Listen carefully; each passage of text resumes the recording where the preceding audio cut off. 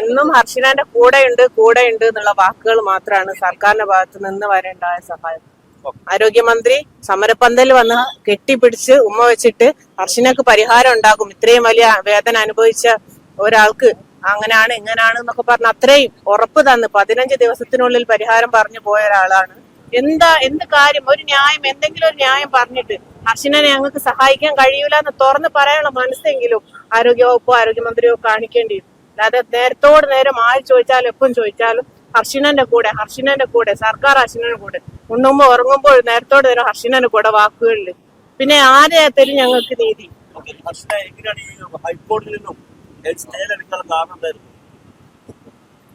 ഇത് പോലീസ് തെളിയിച്ച് കുറ്റപത്രം സമർപ്പിച്ച് കുന്നമംഗലം കോടതിയിൽ വിചാരണ തുടങ്ങാനിരിക്കുന്ന സമയത്താണ് ഹൈക്കോടതി സ്റ്റേ ചെയ്ത് നോട്ടീസ് വന്നതിന് ശേഷമാണ് നമ്മൾ പോലും അറിയുന്നത്.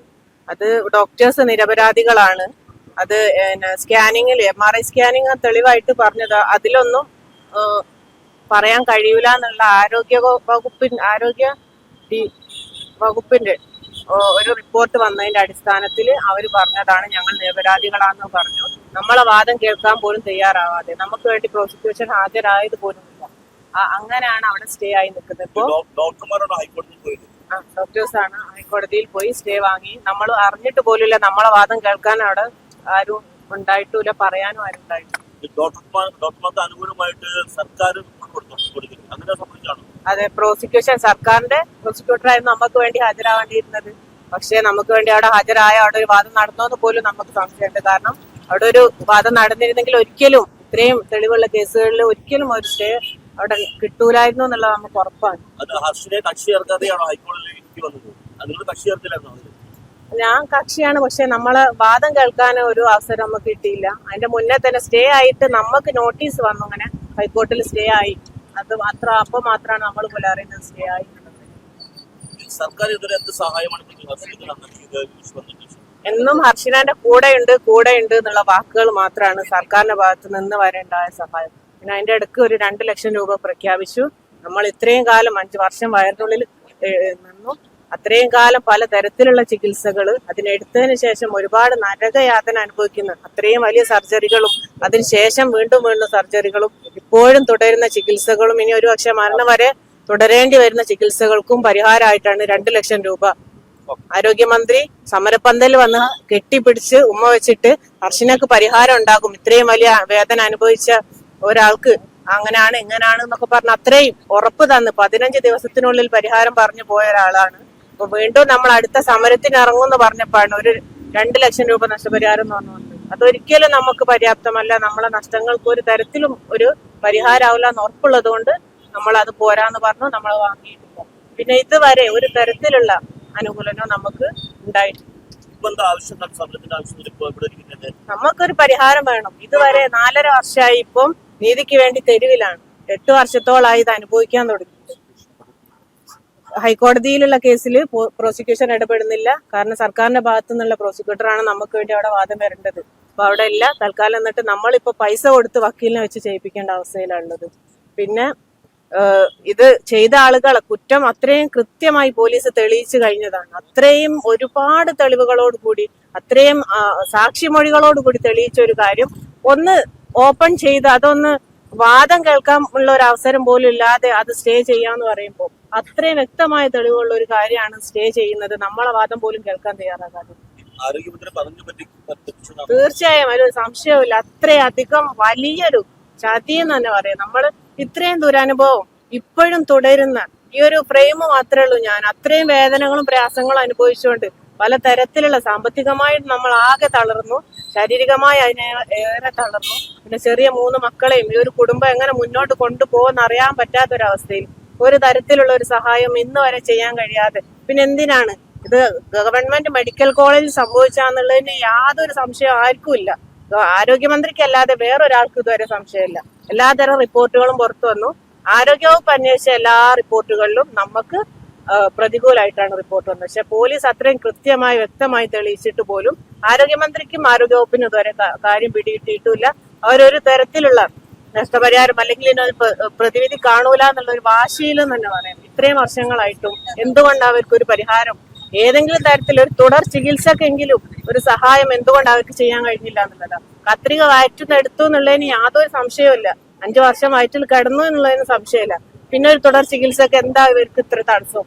എന്ത് കാര്യം, ഒരു ന്യായം, എന്തെങ്കിലും ഒരു ന്യായം പറഞ്ഞിട്ട് ഹർഷിനെ ഞങ്ങൾക്ക് സഹായിക്കാൻ കഴിയൂല എന്ന് തുറന്ന് പറയാനുള്ള മനസ്സെങ്കിലും ആരോഗ്യവകുപ്പോ ആരോഗ്യമന്ത്രിയോ കാണിക്കേണ്ടി വരും. അല്ലാതെ നേരത്തോട് നേരം ആര് ചോദിച്ചാലും എപ്പം ചോദിച്ചാലും ഹർഷിനന്റെ കൂടെ സർക്കാർ ഹർഷിനന്റെ കൂടെ ഉണ്ണുമ്പോ ഉറങ്ങുമ്പോൾ നേരത്തോട് നേരം ഹർഷിനന്റെ കൂടെ വാക്കുകളില്. പിന്നെ ആരെ തരും ഞങ്ങൾക്ക് നീതി? ഗവൺമെന്റ് മെഡിക്കൽ കോളേജില് ഡോക്ടേഴ്സിന്റെ അടുത്തുനിന്ന് വന്ന ഇത്രയും വലിയൊരു പിഴവിന് ആര് തരും ഞങ്ങൾക്ക് നീതി എന്നുള്ളതാണ്. അല്ലെങ്കിൽ മന്ത്രി വന്ന് പറയണം ആര് തരുമെന്നും ആര് തരും. കോടതിയിൽ പോയിക്കൂടെ എന്ന് ചോദിക്കുന്നതാണ്. നമ്മൾ കോടതിയിൽ കേസ് നടക്കുന്നുണ്ട്. ഒരു കോടതിനെ വിമർശിക്കുകയല്ല ഒരിക്കലും. പക്ഷെ കോടതിയിൽ ഒരു കേസ് പരിഹാരമായി വരണമെങ്കിൽ എത്ര കാലതാമസം എടുക്കും? നമ്മൾക്ക് ഇപ്പൊ സാമ്പത്തികമായ ആവശ്യമുള്ളപ്പോൾ തുടർ ചികിത്സകൾ നടന്നുകൊണ്ടിരിക്കുമ്പോൾ ചികിത്സകൾക്ക് പണമില്ലാതെ ഹോസ്പിറ്റലിൽ പോകാതെ വേദന സഹിച്ച് ഒരുപാട് ദിവസം ഞാൻ വീട്ടിലിരിക്കുന്നുണ്ട്. അപ്പൊ തുടർ ചികിത്സക്ക് പോലും പോകാൻ കഴിയാത്ത ഒരു അവസരത്തില് നമുക്കെന്നോ അല്ലെങ്കിൽ ഞാൻ മരിച്ചിട്ട് വിധി ആണ് വരുന്നതെങ്കിൽ അതിലെന്താ ഒരു കാര്യം? ഇപ്പം ഞാൻ നടക്കുന്ന ഇത്രയും ബുദ്ധിമുട്ടും പ്രയാസം കണ്ടറിഞ്ഞിട്ട് ഇപ്പം പ്രതിപക്ഷ നേതാവ് വി ഡി സതീശൻ സാറ് തന്ന 1 ലക്ഷം രൂപ കൊണ്ടാണ് ഇപ്പൊ ചികിത്സ നടന്നുകൊണ്ടിരിക്കുന്നത്. അതും ഇപ്പൊ കഴിഞ്ഞ ഒരു സാഹചര്യത്തിലാണുള്ളത്. അപ്പോ നമുക്ക് ഒരു ഹോസ്പിറ്റലിൽ പോയാൽ അറിയാലോ, പ്രൈവറ്റ് ഹോസ്പിറ്റലാണ് പോകുന്നത്, അവിടെ പോകുമ്പോൾ ഉണ്ടാകുന്ന ഒരു ചെലവുകൾ. അപ്പൊ അത്രയും പ്രയാസപ്പെട്ട് നിൽക്കുന്ന നമ്മളെ ഒരു സഹായിക്കാനോ കാണാനോ തയ്യാറാകാതെ നേരത്തോട് നേരം ഹർഷിനന്റെ കൂടെയാണ് എന്ന് പറയുന്നതില് സാധാരണ ഭക്ഷണം കഴിക്കുന്ന അന്നം കഴിക്കുന്ന മനുഷ്യന്മാർക്ക് മനസ്സിലാവുമല്ലോ നമ്മളെ കൂടെയാണോ അല്ലെങ്കിൽ നമ്മളെ വാക്കുകളിൽ മാത്രമാണോ എന്നുള്ള കാര്യം. ഹർഷിനക്ക് നീതി ഉറപ്പാക്കാൻ ഈ സർക്കാരോ പറഞ്ഞു വാക്കുപാലിക്കാൻ ആരോഗ്യവകുപ്പ് മന്ത്രി വീണ ജോർജ് തയ്യാറായിട്ടില്ല. ആ നടപടിയിൽ പ്രതിഷേധിച്ചുകൊണ്ടാണ് ഞങ്ങൾ ഈ സമരം ഇവിടെ തുടരുന്നത്. കേരള ഹൈക്കോടതിയിൽ കേസിന് സ്റ്റേ ലഭിച്ചിരിക്കുന്നു. മെഡിക്കൽ കോളേജ് അസിസ്റ്റന്റ് കമ്മീഷണറായിരുന്ന എ സുദർശനന്റെ നേതൃത്വത്തിലുള്ള പോലീസ് വിഭാഗം അന്വേഷിച്ച് 2 ഡോക്ടർമാർ പ്രതികളും 2 നഴ്സസ്മാർ പ്രതികളുമാണെന്ന കുറ്റപത്രമാണ് കുന്നമംഗലം കോടതിയിൽ സമർപ്പിച്ചതെങ്കിൽ ആ കുന്നമംഗലം കോടതിയിലുള്ള കേസാണ് വിചാരണ നടക്കാനിരിക്കെ കേരള ഹൈക്കോടതിയിൽ സ്റ്റേ ചെയ്തിട്ടുള്ളത്. അത് പ്രോസിക്യൂഷൻ കൂട്ടുനിൽക്കുന്നത് കൊണ്ടാണ്. അതുകൊണ്ട് തന്നെ സർക്കാരിന്റെ ഭാഗത്തു നിന്നും ഹർഷിനക്ക് നീതി ഉറപ്പാക്കണമെന്ന് ഞങ്ങൾ ഈ സമരത്തിലൂടെ ആവശ്യപ്പെടുകയാണ്. ഇവിടെ ഹർഷിനയുടെ ചികിത്സ അതിന്റെ ചിലവിലേക്കായി ബഹുമാനപ്പെട്ട പ്രതിപക്ഷ നേതാവ് വി ഡി സതീശൻ 1 ലക്ഷം രൂപ കഴിഞ്ഞ 2 മാസങ്ങൾക്ക് മുൻപ് തിരുവനന്തപുരത്ത് സെക്രട്ടേറിയറ്റിന്റെ മുൻപിൽ നടന്ന സമരത്തിൽ വെച്ച് പ്രഖ്യാപിച്ചു. അദ്ദേഹം അത് നൽകി. ഇന്ന് മുൻ പ്രതിപക്ഷ നേതാവ് ശ്രീ രമേശ് ചെന്നിത്തല ഈ സമരം ഉദ്ഘാടനം ചെയ്തുകൊണ്ട് 1 ലക്ഷം രൂപ ഹർഷിനയുടെ ചികിത്സാ ചെലവിലേക്ക് ഇന്ന് വൈകുന്നേരം ഹർഷിന സമരസമിതിയെ ഏൽപ്പിക്കും എന്ന ഉറപ്പ് അദ്ദേഹം നൽകിക്കൊണ്ടാണ് ഇവിടെ നിന്ന് പോയിട്ടുള്ളത്. ഈ സമരം നീതി ലഭിക്കുന്നതുവരെ ഈ സമരവുമായി ഞങ്ങൾ മുന്നോട്ട് പോകും. ഇവിടെ ഈ സമരത്തിന് അഭിവാദ്യം അർപ്പിച്ചുകൊണ്ട് സംസാരിക്കുന്നതിനു വേണ്ടി മുൻ ആരോഗ്യവകുപ്പ് മന്ത്രി കൂടിയായിട്ടുള്ള PC കബീർ മാസ്റ്റർ ക്ഷണിക്കുന്നു.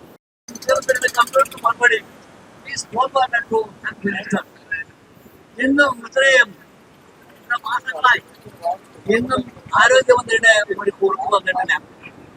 മാത്രമല്ല ഇവിടെ പറഞ്ഞല്ലോ, അവിടെ ആ കുട്ടിക്ക് പണം അനുവദിച്ചു കൊടുക്കാൻ വീണ ജോർജിന്റെ ഭർത്താവിന്റെ കാശ് വേണോ?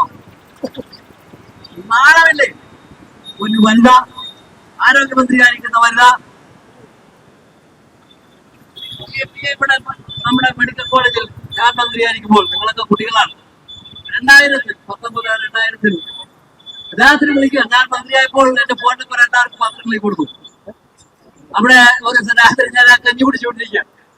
അപ്പോൾ മെഡിക്കൽ കോളേജിൽ നിന്നൊരു വിളി, എന്താണ് ചോദിച്ചു? പ്രസവിച്ചു, എനിക്ക് കുളിപ്പിക്കാൻ വെള്ളമില്ല, എന്ത് ചെയ്യും?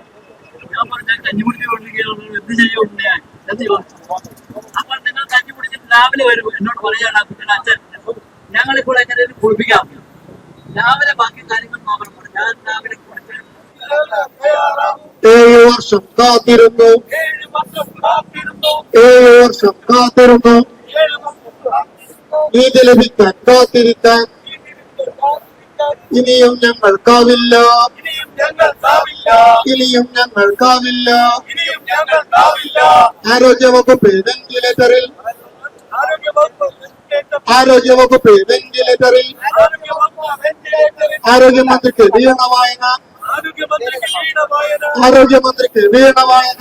ആരോഗ്യമന്ത്രിക്ക് വീണവായന. പൊതുജനമാകെ ദുരിതത്തിൽ, പൊതുജനമാകെ ദുരിതത്തിൽ, പൊതുജനമാകെ ദുരിതത്തിൽ പൊതുജനമാകെ ദുരിതത്തിൽ ഒന്നിനു പിറകെ ഒന്നായി ഒന്നിനു പുറകെ ഒന്നായി ചികിത്സാ പിഴവുകൾ വന്നിട്ടും, ചികിത്സാ പിഴവുകൾ വന്നിട്ടും, ചികിത്സാ പിഴവുകൾ വന്നിട്ടും ചികിത്സാ പിഴവുകൾ വന്നിട്ടും റിപ്പോർട്ട് തേടി, റിപ്പോർട്ട് തേടി റിപ്പോർട്ട് തേടി, റിപ്പോർട്ട് തേടി തടിതപ്പുന്ന വീണ ജോർജ്, അടിതപ്പുന്ന വീണ ജോർജ്, തടിതപ്പുന്ന വീണ ജോർജ്. അടിതപ്പുന്ന വീണ ജോർജ്. നാണക്കേട് നാണക്കേട്, നാണക്കേട്, നാണക്കേട്, നാണക്കേട് നാണക്കേട്. ഹർഷിനക്ക് നീതി നൽകൂ, ആശിനക്ക് നീതി നൽകൂ.